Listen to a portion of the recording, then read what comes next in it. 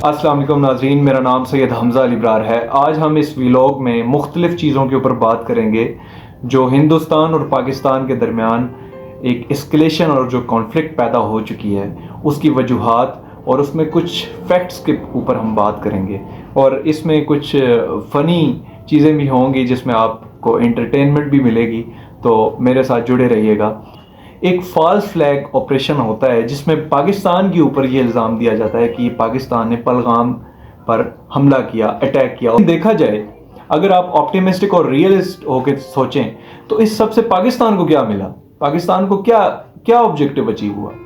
तो सबसे पहली बात तो ये है, इतनी जल्दी FIR हो जाना, इतनी जल्दी आपके मिनिस्टर्स का वहाँ पे हेलीकॉप्टर में आ जाना और एम्बुलेंसेस का ना पहुँचना, ये सबूत है कि ये एक फॉल्स फ्लैग ऑपरेशन था। इस फॉल्स फ्लैग ऑपरेशन का मकसद सिर्फ एक ही था, पाकिस्तान पर दबाव डालना।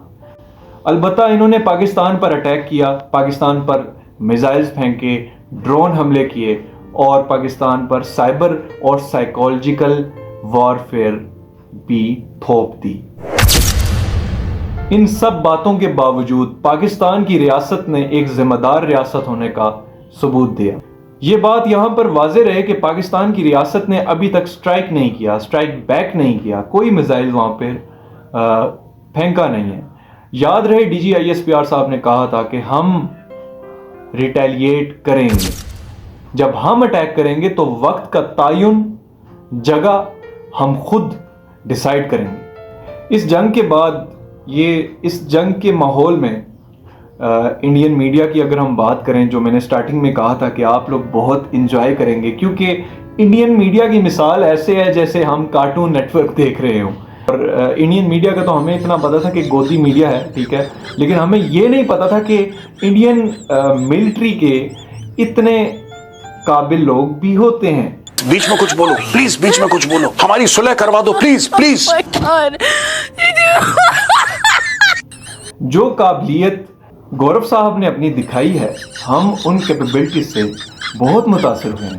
आइए आप भी हमारे साथ एंजॉय कीजिए और देखिए कि उनकी हमारे बारे में क्या राय है और वो क्या समझते हैं पाकिस्तान की रियासत को।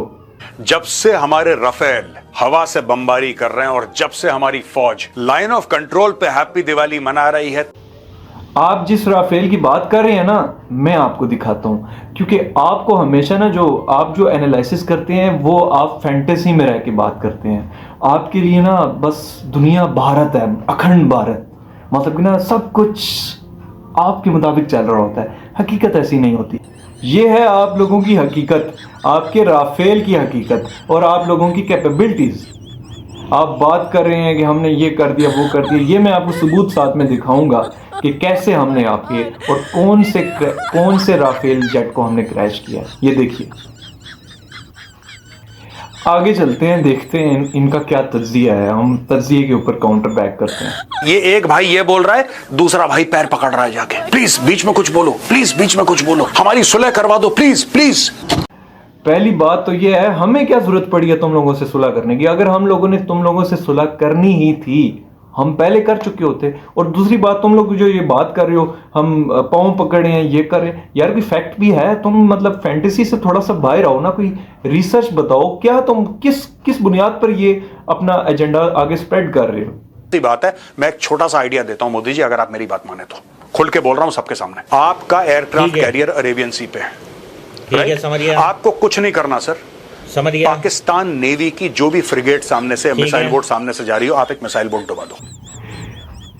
नहीं मतलब कुछ भी तो अपनी तरफ से, मतलब यहाँ पे आके अटैक कर दो या यूं कर दो। और हम लोग यहाँ चलगोज़े बेच रहे हैं, हम लोग यहाँ, हमारे पास कुछ है नहीं क्या? तुम लोग आओगे और मतलब यहाँ पे अटैक करोगे और हम लोग देखते रहेंगे। कंट्रोल के आसपास कुछ करने की जरूरत नहीं है, और अगर करना है वहां पे sir, take over the land. मैं तो बोलता हूं साहब, टेक ओवर लैंड। वाह, क्या बात है, क्या बात है। ये जो हमने न्यूक्लियर वेपन्स रखी हुई हैं, क्या ये हमने शब बारात में पटाखे बजाने के लिए रखे हुए हैं? थोड़ा सा ना आप स्टडी कर लिया करें।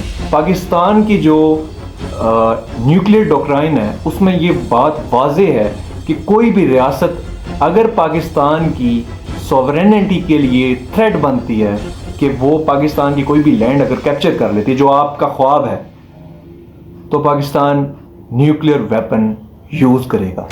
वैसे हमारी पाक फौज सही कहती है, मतलब कि इंडियन जो आर्मी है ना, वो प्रोफेशनल आर्मी नहीं है। इनके ये रिटायर्ड फौजी देख के पता चल रहा है कि मतलब कि ना मोदी साहब हमला कर रहे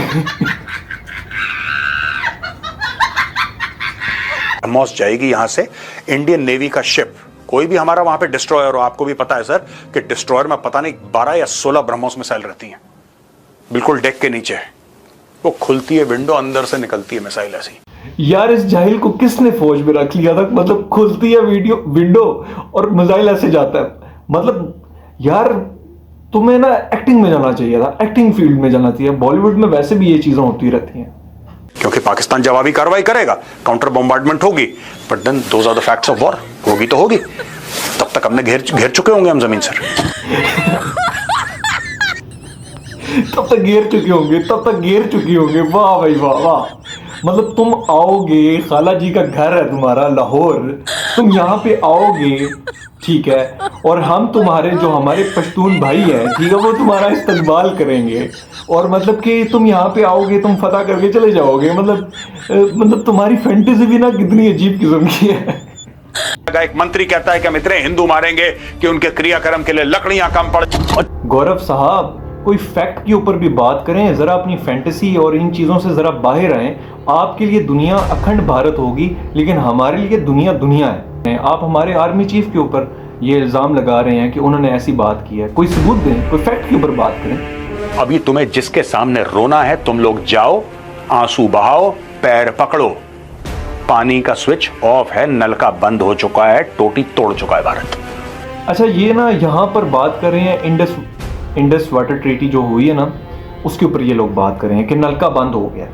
तो पहली तो बात आप मेरी ये सुन लीजिए कि ये इतना आसान नहीं है। आपको डैम्स, कैनाल्स, ये चीज़ें बनानी पड़ेंगी, इंफ्रास्ट्रक्चर बनाना पड़ेगा, और ये इस तरह नहीं होगा कि आप एक बटन दबाएंगे और नलका बंद हो जाएगा। ऐसी बात नहीं होती।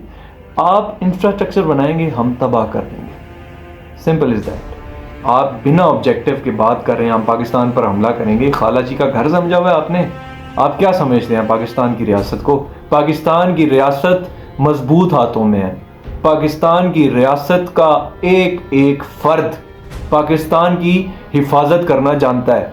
हमारे सियासी इख्तलाफात भी हो सकते हैं, हमारे मजहबी इख्तलाफात भी हो सकते हैं, हमारे यहाँ पर माइनॉरिटीज़ भी रह रही हैं, हिंदूज़ भी हैं, यहाँ पे सिख भी हैं, यहाँ पे क्रिश्चियंस भी हैं, यहाँ पर मुसलमान भी हैं।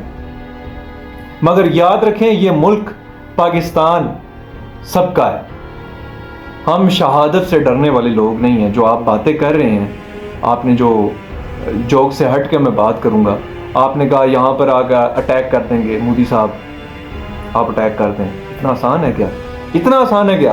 क्या समझ रखा है आप लोगों ने? पाकिस्तान पर आप अटैक करेंगे, ये आगे से जवाब नहीं देंगे? प्लानिंग कर रहे हैं। अगर आप लोग 15 दिन प्लानिंग कर यहाँ पे अटैक कर सकते हैं, तो याद रखें DGISPR ने क्या कहा है, retaliation will be sharp and painful.